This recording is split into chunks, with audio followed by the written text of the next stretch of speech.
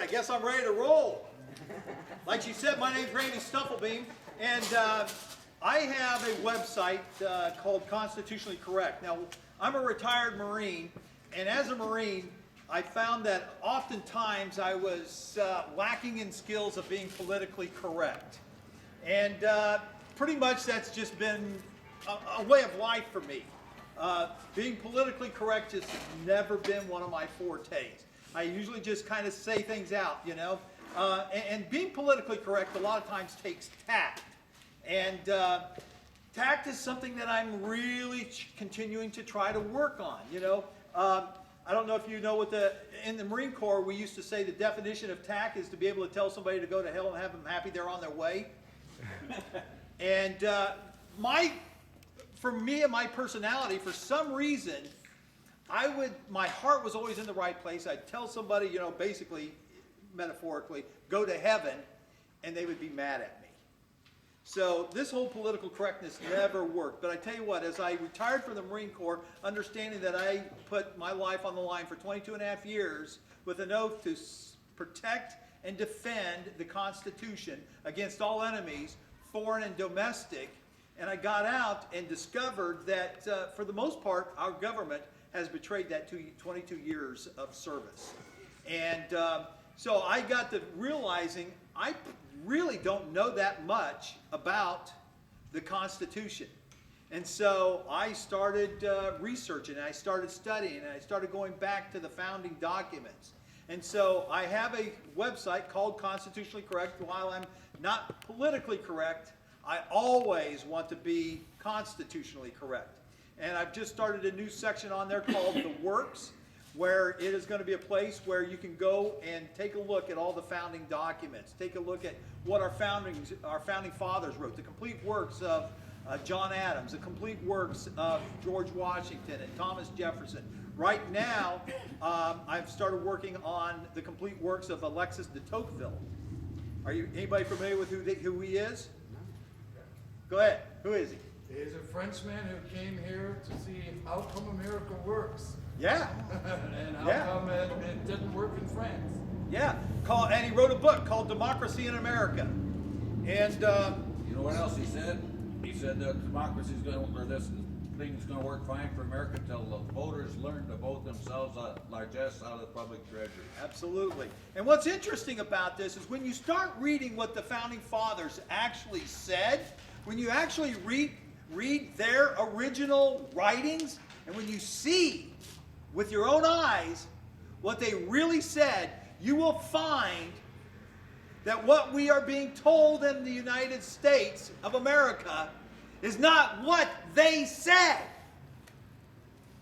One of the things that's real interesting, and you'll discover, in fact, this kind of segues into the title of my speech, Things That You Know That Just Aren't So.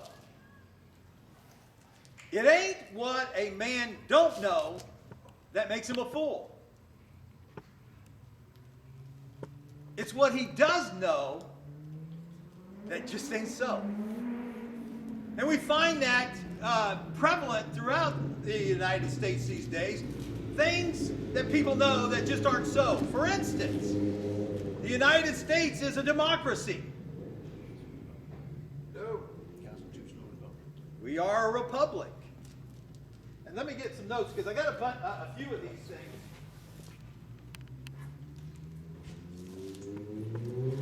How about, and this was real interesting, how many of you remember when John Roberts, the Chief Justice of the United States, was accepting his nomination from Bush? Anybody see that speech that he gave? Well, even John Roberts talked about the United States as being a democracy. And what's real interesting is, how about Roe v. Wade is settled law? One of the things that John Roberts said, Roe v. Wade is settled law. It's not settled law, it's a court case, a decision on one case. And yet it has become the law of the land. One of those things, you know, JAS. It just ain't so. JAS. How about this one? The First Amendment provides for a separation of church and state. Just ain't so. It just ain't so. How about Obama is an American president? We all know that anyway. It just ain't so. Here's one. Now, I might start stepping on some toes, so just be aware. How about Ronner is pro-life? It just ain't so. He doesn't even say that, does he? No. But plenty of other people are saying it for him. Plenty of other people are trying to say it for him. How many times have we seen that? In fact, it was said about John Roberts exactly the same way, Chief Justice. He never declared he was pro-life. He declared his wife was pro-life. So everybody else is saying, John Roberts is pro-life. He's pro-life. Man, it just ain't so. Okay, here's one that may just really step on some toes. Democrats and Republicans are two separate parties. Not anymore. Yeah, we already established that one, Trevor. You already went through that, huh? Okay, so your toes are pretty safe. How about this one? This one might cause you to think a little bit. The president or Congress, have I got any veterans out here besides myself? Okay, all right. I'm not going to embarrass you because I'm going to sit. The president or Congress has the authority to appoint officers in the Army and the Air Force. Who appoints them? Congress. No? The military. Let's see what the Constitution has to say about that. Because every time I go out and ask this question, most veterans, when I ask who has the authority to appoint officers now, this is an officer issue, how many people come up with anything other than president or Congress? And I noticed that some of you are like, is it the president or is it Congress? Well, let's see what the Constitution actually says about it. Article 1, Section 8, Clause 16. And this is one of the powers of Congress. This is one of the mandated, not suggested, not requested, one of the mandated powers of Congress. One of those things that Congress is supposed to do, right? Here's what it says. To provide for organizing, arming, and disciplining the militia. Now, you got to remember that back in the good old days of our founding fathers, militia, military, all of that was synonymous. It was one thing. It wasn't, we got this idea that today militia, all right, is what? It's a state, Renegades. it's only a, well, that's right. People are getting the idea that a militia is a bunch of renegades. But do you know that Article 12 of the Illinois State Constitution, the title is militia? And the very first paragraph is a definition of who are members of the Illinois State Militia. Anybody want to take a stab at who it is? All of us. Every single Anything one. between 18 and 65, everybody. No, it does not give an age. No. Every able-bodied person. Person. Person, male or female. Person. People. You know, it ain't what a man don't know that makes him a fool. It's what he does know that just ain't so. We need to be absolutely sure of what our documents say in these definitions. It's important. But it goes on. It says, and for governing such part of them as may be employed in the service of the United States. And now, does that sound like the military to you? The military is employed by the United States, right? Here's the key. Here's the key in the middle of this clause. Reserving to the states respectively the appointment of officers. Who's responsible for appointing the officers in the Army and the Air Force? States. Hello? Constitution right here. All you got to do is read it. And then it says the authority of training the militia according to the discipline prescribed by Congress. Now, prior to World War II, now here's why it's so important to understand the issue of declaring war. People think it's just declare war so that our enemies know that we're coming after them. It has nothing to do with that. We're coming after them anyway, whether they know it or not. When we declare war, there's certain things that have to happen. The states were responsible for maintaining the personnel of the militia. And back then, prior to the 17th Amendment, senators actually represented the states. It's important to understand how all these pieces of the puzzle fit together the way that our founding fathers brilliantly put this together. Back then, when you declared war, what happened was, it was the Congress, the House of Representatives, and then the senators who put together this declaration. And because the senators actually represented the states, it was then, in the mentality of things, that they were then putting the states' resources of the military at the federal government's disposal. Let me say that in a different way. In other words, when you declared war, the states who were maintaining the personnel, the militia, were then encapsulated, was then taken up by the federal government to defend these United States of America, to go to war. It was the state's responsibility to maintain the personnel. Now, why? And people would say, well, but if we were trying to do that today, you know, Illinois would have a militia one way, and Indiana would have it a different way, and Ohio would have it a different way. There, you know, you just couldn't put it together. Number one, as a Marine, I fought next to the Royal Marines. I fought next with the ROK Marines, the Republic of Korea Marines. Now, did we have anything? Our weapons were different. Our methodology were different. And yet we were able to fight together, and we couldn't do it if we were states? Come on! Think about these things. People, when, you know, they say this stuff, it just, the reality of things just blow you away. The only thing, now, I was a Marine, and my appointment as a gunnery sergeant in the United States of the Marine Corps did come through the federal government. It was appropriate because we are a department of the Navy. The Navy, according to the Constitution, is a legitimate federal force. Why? Because, you know, even the landlocked states should have a part of, you know, providing for the Navy that protects our coastline. So that makes sense. But the Army, our founding fathers were absolutely abhorrently afraid of a central government that had the ability to utilize a military force in any old way they seemed fit to do. And consequently, since World War II, they've been able to do it. Number one, because they have the money to do it, because of the 16th Amendment. And because of the Butler versus the United States in 1936, they have the ability to spend their money on whatever they want.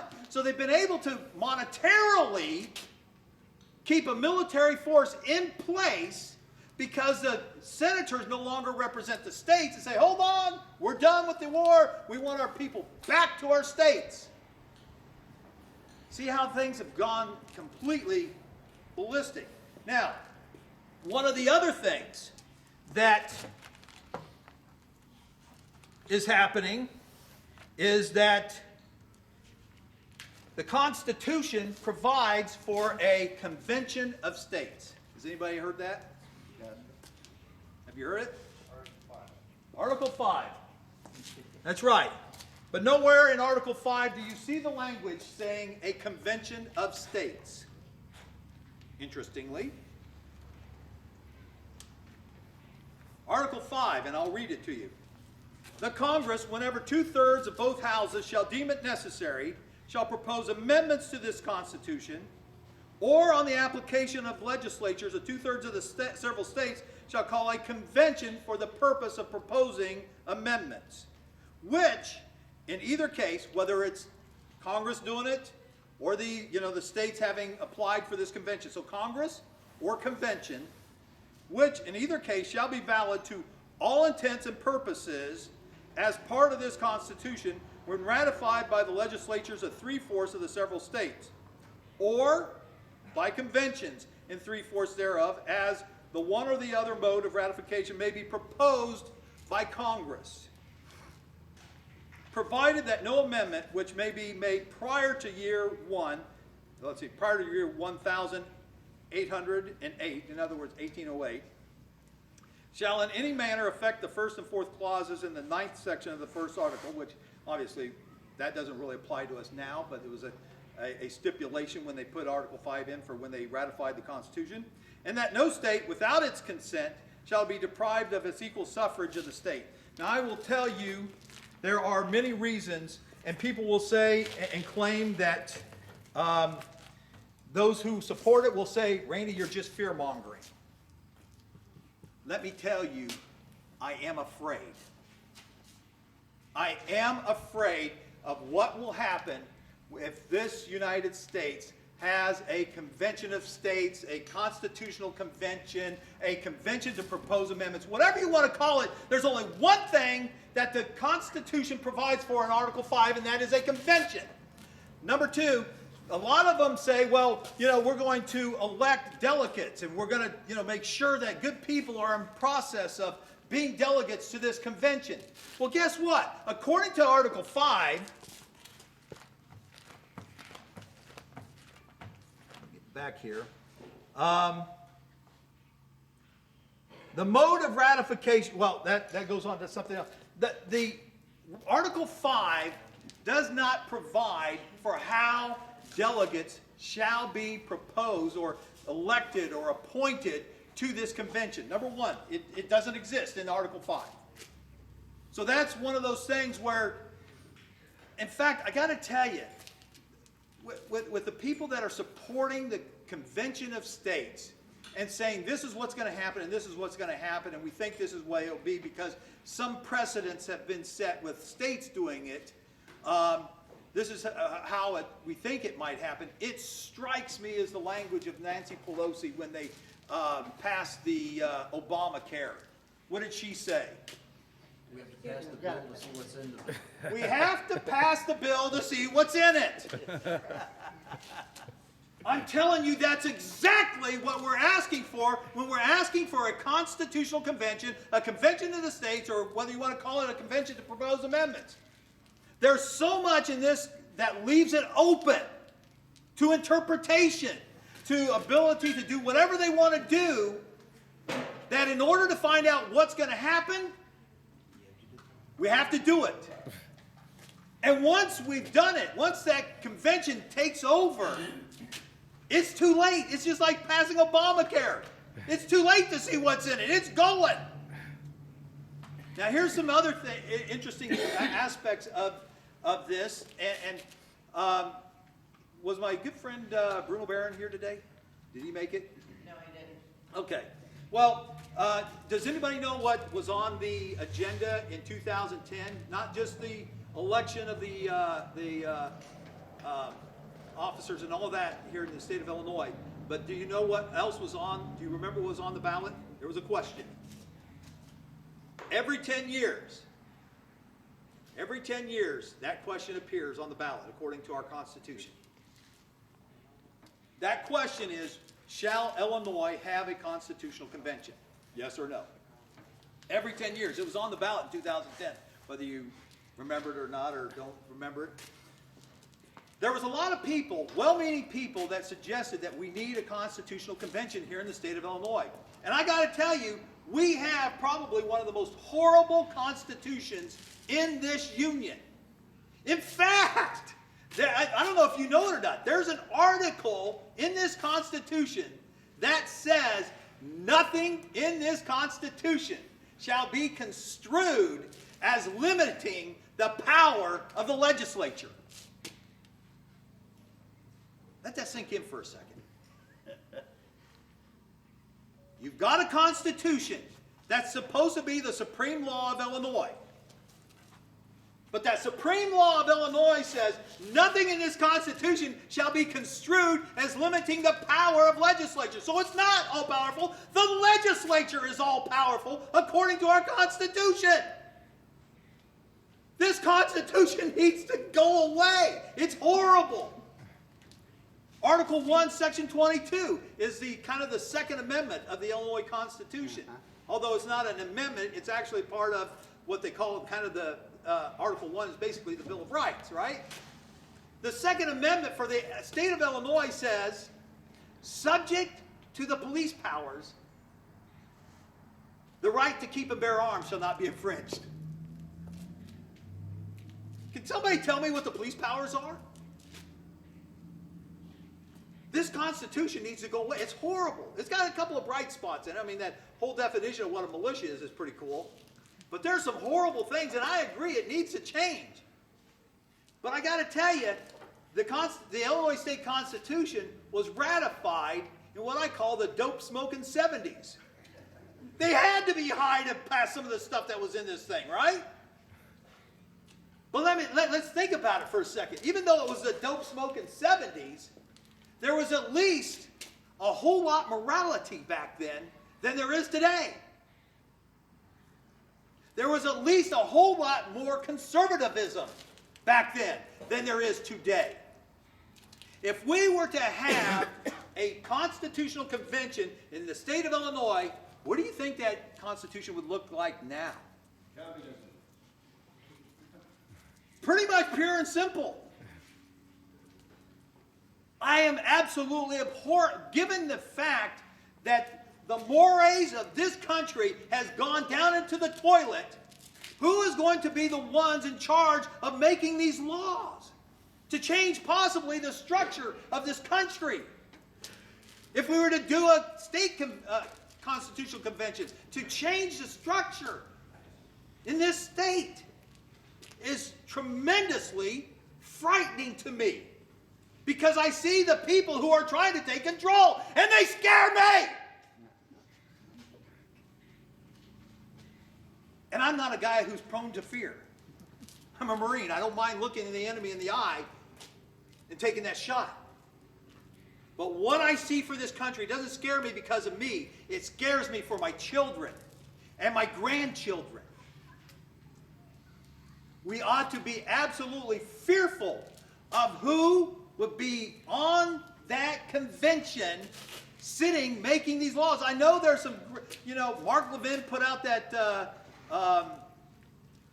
LiberTEA amendments thing, and I agree with most of his amendments. However, most of that's covered in our Constitution already. And the idea is, and here's the thing that blows me. I've gone to the website, and I've actually got the article out in the car if you want to take a look at it. The problem, they say, the problem we face is that Congress is ignoring the Constitution. That's the problem. It's in the thing. It's the problem. They're ignoring the Constitution. And yet their solution is to make a more powerful Constitution. They're already ignoring it. They're ignoring it. So let's just throw some more stuff in there they can ignore. And then, the coup de grace. We're going to trust the courts to do the right thing. The courts who passed Roe v. Wade. The courts who, when a Christian says, I don't want to sell you this cake, it violates my religious conscience to sell this cake or to take your photographs. And these courts are making them, violating the First Amendment. Yeah, you want to trust these courts to do the right thing? To say, okay, maybe they made a mistake in this convention, but the courts will protect us. The courts will protect. Really? How well have they been doing that for the last 10 to 20 years? And you want to pass it to see what's in it? Finally, one of the other things, and there's several other aspects of this, but the fail-safe. The fail-safe, according to the people that are proposing that, is let's just say there was a runaway convention, which is actually what I believe will happen. There's a fail-safe that 3/4 of the states have to ratify the Constitution. And so they're not going to ratify something that makes it more horrible for this country, right? Really? How long have you been asleep? It's time to wake up and look what's going on around our country. The precedents, when they talk about precedent law, the precedents are being set. When's the last time a real conservative got elected here in the state of Illinois? We were hoping to get Chad, and I'm hoping that Tim, will make a huge dent in this process by running as a write-in. The Republican Party elected Ronner. In 2006, I ran as governor as a write-in candidate, receiving nearly 20,000 officially recorded votes with a name like Stufflebeam. Okay, I had to teach people how to spell it, right? So the election judge would at least count the vote. I got nearly 20,000 officially recorded. I was a nobody from Nowheresville that nobody knew. And yet I got that kind of response. Why? Because the Republican Party elected Judy Bartopinka, who was more liberal than Rod Blagojevich, and he's in jail! In fact, I think Quinn's about ready to head there too, it looks like. There you go. There you go. We have a tradition, we jail off. That's why I said it. When I was running for governor, I'd only run one term. Second term's in jail, and I ain't doing that.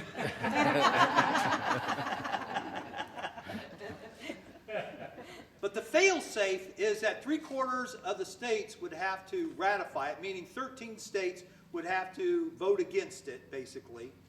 And the thing is, when we're seeing how many states are, giving sanctuary to illegal immigrants, how many states now have homosexual marriages, how many states are infringing on the right to keep and bear arms, how many states are violating our property rights, how many states are violating all of these rights, and you want to tell me that 13 are going to oppose this garbage as we see this thing drive further and further into the ground?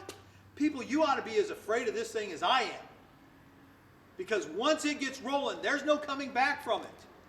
The Second Amendment, gone. Right to property, gone. You think the UN wouldn't be interested in ensuring that they had certain representatives on this convention?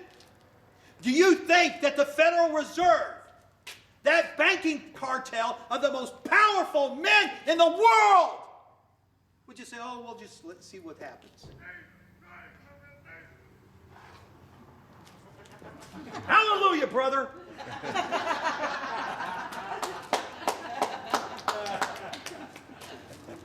People just have no clue as to how dangerous this single idea is, because the money. I've had many good friends in this state run for office. I know their hearts were in the right place. I will take a stand for the Constitution when all others fail. And when they get swallowed up into the system, what happens?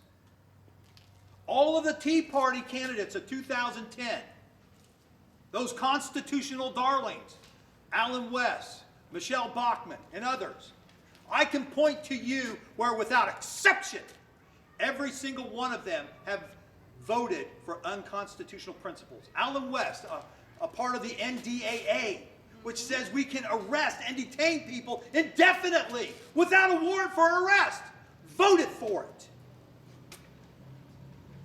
As long as and you're going to tell me that we can get people who have good constitutional understanding, the kind of principles, the kind of standards our founding fathers had. The United States basically understood these principles all across this land. They understood who God was. Even the guy they claimed to be a deist, Benjamin Franklin and Thomas Jefferson. Benjamin Franklin, he said, seeing the revolution, he said, if I was an atheist, having seen the providence of God through this revolution, I would now be a Christian. And he's the man that they all point to saying he's a deist. basically he's not a Christian and all this stuff. But when you read the Founding Fathers, you see an entirely different story. And yet people who want this constitutional convention think that the people that have these mores of today, do you not think that the Federal Reserve, those banking cartels, the global elitists, wouldn't invest some money to make sure their guy was there? That's what made me afraid of the Illinois State Constitutional Convention. You think a billionaire like Ronner? How many of you have been receiving Ronner literature? I've gotten bumper stickers and I've gotten mailings. I mean, this dude is spending millions and millions of dollars, and I'm not even a Republican. And I'm getting this trash. You think they wouldn't put this kind of money to make sure that their guy was seated at the table of a convention? Do you think that all these people would just say, okay, it'll be a fair election. We'll just let this one slide, you know? We'll make sure, well, no, we'll let those, you know, conservatives, you know, get their little piece of the pie for a little bit, and, you know, we'll just let it slide and see what happens. Really? Does anybody here, raise your hand if you believe that. Yeah, I kind of thought so. You guys looked intelligent to me. You look like an intelligent bunch. So the idea is that you have to look at the reality and the circumstances of today. If this was the day of our founding fathers, well, number one, we wouldn't be in the condition, but let's just say we were, and our founding fathers, I trust them. I trust pretty much the American people because they understood those principles. They understood the principles of liberty. They just came out of slavery to the king. They understood it. Americans, by and large, in fact, Mark Twain, who was a humorist, kind of made it, his take on it was, it's not that the American people don't know anything. It's just that they know so many things that aren't so. The bottom line is we have to be educated. We have to understand truth. We have to go back to the original documentations. And yes, it's going to take some work. But at constitutionallycorrect.org, I'm starting to try to do some of that work for you to make sure that you have available these documents so that you can actually read what the Founding Fathers had to say. And if I can get the funding one day, I'm going to have a commission that will, what would be the word? Not necessarily translate, but it's kind of translate, you know, the language. I grew up on the old King James stuff. I understand what they're saying, but a lot of people are like, yay, though, you know, it's like, oh, I don't know what they're saying. Okay? I would commission it so that it would make it much more readable for our common day Americans so that they can actually see it and enjoy it and understand it to its full content. But the fact is, wherever you get this information, you need to be educated. I am here to stand for liberty. I am opposed to tyranny, and tyranny got its foothold in America in 1913 with the passage of the 16th, the 17th Amendment, and the Federal Reserve. Tyranny got its foothold in 1913. I am here to take a stand against that tyranny. I am looking for people to join me in that stand. I'm joining. If you would like to take that stand with me, I'm going to administer the oath of defending and supporting our Constitution. Against all enemies, foreign and domestic. And part of that, and I'm going to caveat this with just one last thing. I was at a place where I was speaking one time, and there was a reporter there. And the reporter comes up to me and says, hey, Randy, I've been all around here, and I've been asking people what it means to uphold the Constitution. What does it mean to uphold the Constitution? What does that mean? Most of them, I could see them kind of getting that deer in the headlight look and kind of like, it's the Constitution, duh. But really, what does it mean to uphold the Constitution? How many of you knew it was the state's responsibility to appoint officers in the Army? Okay, one. Well, my wife does. She's heard this many times. The fact is, there's apparently some stuff in the Constitution that we all need to know and understand. So when I administer this oath, that upholding the Constitution, number one, means you've got to know what's in there. You've got to know what it means. Number one. And it's, you know, when our founding fathers wrote it, what was it, 4 pages? It's just not that long. Doesn't take, in fact, most of the time I read it on my way to my speeches, so I've got the entire thing fresh in my mind. Read it, know what's in there, and then we can hold our politicians' feet to the fire. But what does that mean? What does it mean to hold our politicians' feet to the fire? Anybody? Live up to their oath. Address the grievances? How does that hold the feet to the fire? No, I didn't say grievance. No, well, somebody said grievances back here. Yeah. How does that hold their feet to the fire? You see something they're doing wrong, you have a way to make your point, and something should be done about it. But just making a point holds nobody's feet to the fire. It's just your opinion and they ignore it. We see that every day. Hey, you need to do this. And they go off and do something else. What does it mean to hold people's feet to the fire? This is a really important issue. Disenfranchise them at the polls. What does that mean? That's the best thing. Don't vote for them. There we Vote go. them out of office. Vote them out. Elect somebody else. I was at another place. They said, can we sue them? Can we take them to court? No. Yeah, vote them out. Put somebody else in there. That's how we hold people's feet to the fire. We unelect them. Then they know there's consequences to their actions. Happened to West. Exactly. So if you'd all like to take the oath, if you'll stand. Raise your right hand. Your right hand. Your other right hand. I state your name. Do solemnly swear. That I will support and defend. The Constitution against all enemies, foreign and domestic. That I will bear true faith and allegiance to the same. So help me God. You are all defenders of the Constitution. God bless you, and let's stand to take this state and this country back.